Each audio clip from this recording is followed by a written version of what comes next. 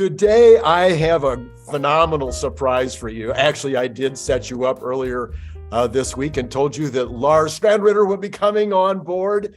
And here he is. Lars, how you been? Good, thank you. Thank you, Rennie. Thanks for having me on. Yeah, well, listen, our book continues to do pretty well. We're, I think, over 3,000 copies sold now, and we're in negotiations on the Chinese rights. So who knows? That's amazing. So, they always say if you can sell it in China, then, there's a billion possible clients over there. So, yeah. And the reviews has been good so far. So that's nice. That's right. That's right. The reviews are excellent. Anyway, all right. So what we're going to do, what you've offered to provide me with the help, because you know so much more about this than I do, is we're going to talk about the competition. Yeah. Now, in my little setup this morning, I talked about the real competition is ICE cars. And that's who we really want to defeat. And I think some of these price changes and whatnot are aimed more at the ICE cars than they are at the other EV cars. Not to say they don't affect the other EV cars, but I think they're aimed more at the ICE cars. But in any case, I think what you and I are going to spend most of our time on is really the other EVs, just to understand them and to help our listening audience understand which are likely to be the winners and the losers, who's doing well now, who's talking a good show, who's not. Maybe there's some investment opportunities out there. We're not investment advisors, but you might hear about one or more of these companies and go, wow, maybe I should have at least some of my portfolio over there as well. So we'll play around with all this kind of stuff. And Lars, you'll probably have some ways to direct me as we talk about this. So help me. Yeah, that's perfect. I thought we would start with Toyota, since they were in the news just this last week with the change of leadership and then some statements about the Model Y. What do you think about Toyota right now? What comes to mind when I say the word Toyota? The first word that comes to mind is Nokia. No, I think it's very good what they have done right now with getting a new CEO, because also the Japanese culture that don't want to lose face. So it would be very difficult for him to turn the ship around, because he's been out talking down EVs and talking up hydrogen and so on. So for him to go out and flip 180 without losing face, I just didn't see that happening. So I didn't have much hope for Toyota.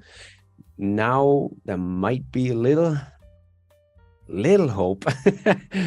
I don't see much hope because of the adoption rate of EVs. I think is very, very fast. And I think Toyota is basically starting from zero, from scratch right now. The BZ3 that they're coming out with now in China, I think it's only in China in the beginning, but that is pretty much a BYD car with a Toyota badge on it. It's BYD's batteries, blade batteries, it's BYD's powertrain and so on. So Toyota is in a very tough position. The other guys at least has been, building pure EVs for a couple of years or more, and some is getting to scale like Volkswagen and stuff like that. But Toyota has pretty much nothing. They had the BZ4X that they recalled everything, and they have been out admitting they can't build them a scale because they are unprofitable on them, and it will probably never be profitable on that one. So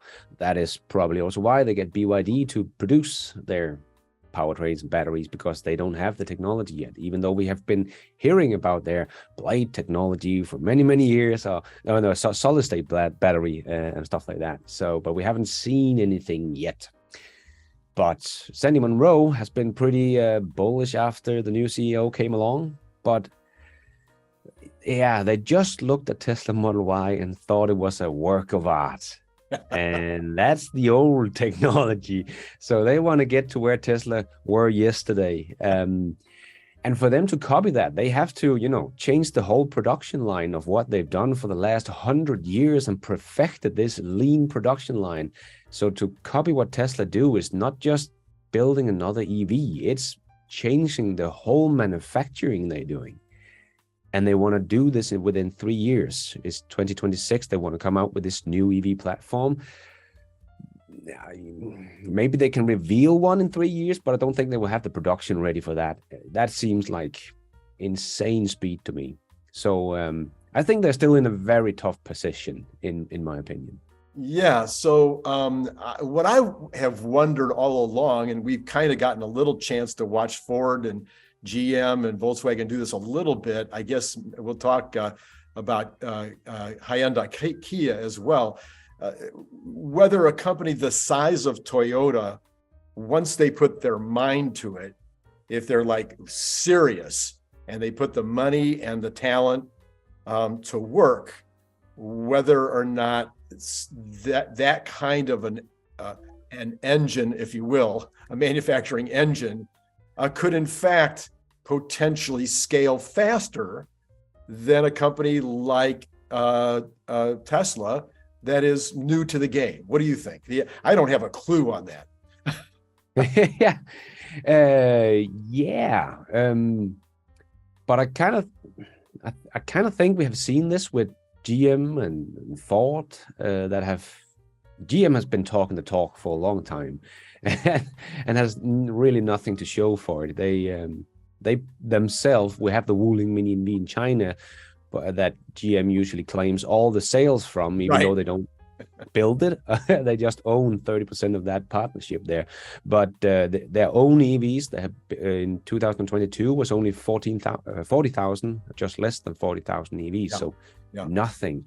And they have been calling themselves the leader in the EV race for many years now. So we do see that they are really struggling, the old guys, just to build EV at scale and volume. Maybe it's because it's very difficult, or maybe it's because they don't want to, or maybe a bit of both. I don't know.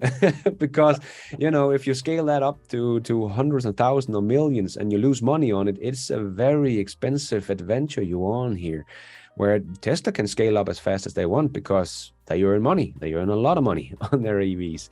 So I think if Toyota can get to a profitable EV with the next generation platform, even though they kind of didn't even have even the first generation platform because they kind of banded it already before they really got any production going on the BZ4X there. Maybe they could, but they are also, swimming deep in culture. So I just don't see it happening. And yes, you need, as you say, you need the talent, but do they have the right talent? In my opinion, they don't have the right talent. They have really good manufacturing talent and building ICE cars. Yes. But going forward in the future, you need to completely turn that manufacturing around to what Tesla is doing, having production cells instead of production lines and all that kind of stuff, and how they assembly or build cars with gigacastings. And as we saw with the Tesla's next generation, that they can work on every part of the vehicle at the same time, and then they're gonna just put it all together, was mind-blowing. Yes, but also, like, software is going to be such a big part of going forward, and I think that's what the Germans are really struggling with in China, because China is, they are really ramping up EVs over there, and the Chinese people want EVs, but they want software, software, good software. And so we have seen the Germans struggle a bit in China, where there's so much demand, but they actually have a hard time selling EV there. That's a bad sign, in my opinion. And I think Toyota doesn't have that kind of talent either, the software talent. Yeah. So one of the things that part of what we said in the book and in the Elon Musk mission, and part of why I want to do this series, is that no matter what happens, basically taking Tony Seba at his exact science, when you reach the 10% level, which we now have worldwide, reached the 10% level, the S curve begins, and you should be looking at roughly 50% per year growth by the industry as a whole. Yeah. And I think the only way that can't happen just with Tesla. are just with Tesla and BYD. There has to be other players that get good and get good quickly. And I suspect that there's a certain aspect of that, which is the leader, in this case, Tesla, is pioneering all these ideas. Once you pioneer it and you perfect it and it's out there, now the other guys get to reverse engineer it. They get to hire Sandy Monroe to reverse engineer it and then tell them what to do. So it shouldn't take as long for a good quality company to come out with a, as Elon calls it, a compelling vehicle at a compelling price. It may not be, it probably won't be as good as a Tesla, but it doesn't have to be as good as a Tesla. It has to be compelling enough at a compelling enough price to fit into that 65 million cars that we need to produce if we're going to eliminate ICE. What do you think? Yeah, I think that could probably be true because, I think everybody's waking up and seeing, even Toyota is waking up and seeing that electric vehicle is the thing to go after, and it's going to be the future. So they are probably getting more and more serious about it because Tesla did open up their patents back in 2012. So they could just have copied back then, and they are still kind of not catching up to Tesla's models from back then almost. You know, they're getting there, but they have not caught up to Tesla Model 3, Tesla Model Y in efficiency and price, and definitely not cost and of creating these vehicles.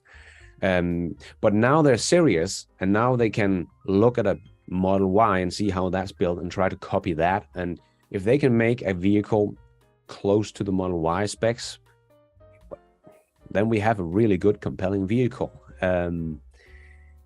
So yeah, that could speed it up because they're getting more serious about it. They kind of had a wake-up call saying, "Oh, dang, we way behind. We need to do something," because they kind of were dragging their feet and hope Tesla will go bankrupt the last decade here. So now, hopefully, all of this will go away and we could continue making our ICE vehicles. But it didn't go away, and now they have to take it seriously, or they will go out of business. And I think they are waking up to that news that we have to do something now. So they could speed it up from here on out, and I think they will really try.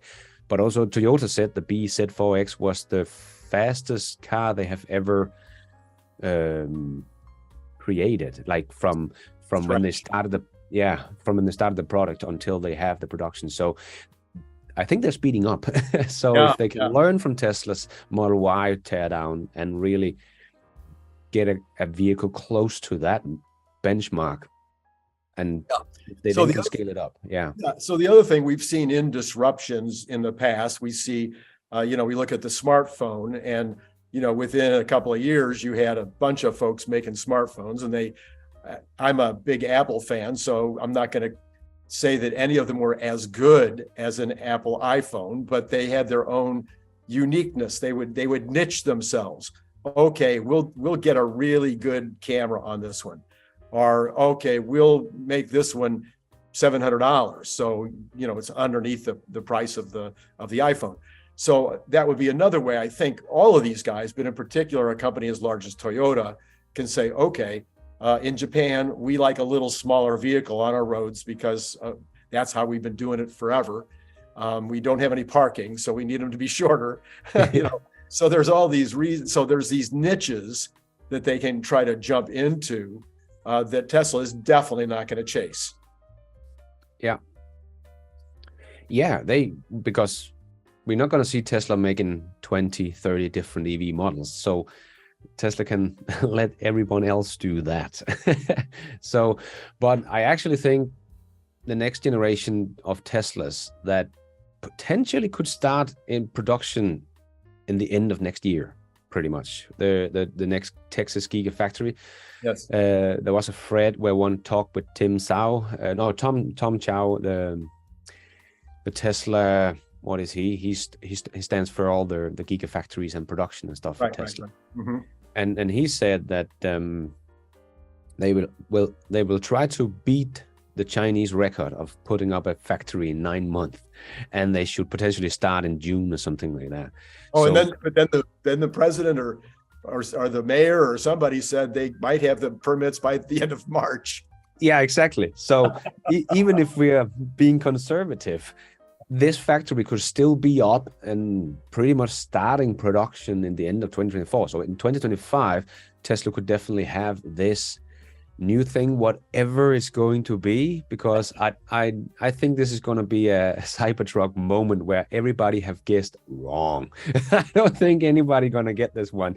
As Elon said, they want to make it exciting, make a Cybertruck. Nobody saw that coming. So I think, and Tom also said that it would have no, he didn't say it would have no paint, but he said paint is expensive. So maybe they will have some wrapping service or whatever. But I think that car could really come into the market and hurt someone like Toyota actually very much, because yes, they could go for a more affordable vehicle, but I think Tesla is going to beat them to the market, because even if Toyota is very fast and come out in 2026 with a very affordable little hatchback, their Corolla version of an EV, I think Tesla is going to have something that's better. Yeah, I think you're right on that. But again, I think that the thing that I'm trying to impress upon my audience is that even if Toyota's product is not as good, as long as it's compelling. Yeah. As it's because we can all argue about whether a Toyota Camry is better than a Honda Civic, or everybody pops their trunk and proves that their car is better. So I think that there's going to be this major market. Well, again, I'm predicting that that Tesla maybe will be at about 13 million cars by 2027 run rate. In 2027, about 13 million cars. But we need to have a run rate worldwide of 65 million cars. Yeah. So that's 50 million coming from the other folks. And so I could certainly imagine that Toyota could say, okay, I don't know if you've been to Japan, but they have these little tiny trucks with the little covers on them and stuff. They have all these different cars in Japan that we don't ever see on our roads here. And that's true in other of their markets around the world. So I could imagine them grabbing up some of those niches, some of those models, and grabbing, let's say for Toyota, I'm gonna throw it out. What do you think? Could you imagine Toyota by 2027 now being at 2 million run rate by the end of 2027? Yeah, they kind of have to if they need to be at 3.5 million in 2030. So it's a big ramp. It would be a crazy big ramp. But yeah, I could see them do that, because they kind of need to because at that point, I think we're really going to see there's just, you're going to join this race or be out of here. Yeah, you're gonna die. So I think the whole survival part will become very obvious within the next couple of years, that okay, this is going faster than anybody thought. Right. Everybody is so surprised by all the EV demand. So I think just the survival part, I think they're going to have some internal crisis, meaning saying, oh my God, we're going to die if we don't scale this up as quickly as possible. So I think they're going to drop everything else and really start to scale up EVs as soon as 2024, when they really start to see how fast this is going. Because like you say, if we hit the 10% last year of EV market share, and if it grows with 50%, and we have 15% market share this year of EVs, of BEVs, and Toyota hardly makes any BEVs, we could see their sales drop by 15% or something like that. And a big player like Toyota, that's 1.5 million vehicles. Yeah. So let's just say they drop 1 million vehicles, because the biggest market is the US, and they also have to get up. But I think there will be at least 10% this year in the US as well. So the EV market share. So they're I see them dropping between 1 million and 1.5 million in this year, or definitely next year, because we have kind of seen it with Volkswagen. They dropped like 5% in units volume this year, because they only got to about 5% or 6% or something like that in EV sales, and the market was 10%. So Yeah, so that's a perfect segue. So Yeah. anybody that watches your channel, and all of you should be watching Lars's channel, the BestinTesla. You need to sign up right now if you haven't already signed up. Anyway, and get on his Patreon, and you now have something called producers. Executive producers. Executive producers. Did you get your 100 executive producers yet, or Not yet, no. not yet? Okay, all right, okay. So anybody that watches Lars though knows that his favorite company to pick on. Lars, as always, it's genuinely a pleasure to have you on my show, and your show is doing phenomenal. I keep watching your numbers; just keep going up and up and up. So congratulations on that, and then you seem to be taking lots of vacation. So that's good. Yeah. Trying to relax a little bit. Do a little relaxing. All right. Well, any last words for my audience today, and then we'll let you go. Yeah, this has just started. This is just getting started. I think Investor Day was really a good showcase of this is just getting started with the whole energy side of the business, robot side of the business, is charging infrastructure. I think, yeah, there's just so much stuff, because people are always just asking me, don't you run out of things to say, like in your videos? Like, not when it comes to Tesla, no. Like we just getting started. All right. Well, great, Lars. Again, lovely to have you here. Hey, everybody, go to his channel, sign up for his channel, sign up for his Patreons, follow him on Twitter, do all that stuff. I'll make sure all of that information is in the information below. And, you can like this channel too, if you kind of liked what we just did. And Lars, see you again soon, we hope. Thank you. Thank you so much for having me, Randy. All right, great.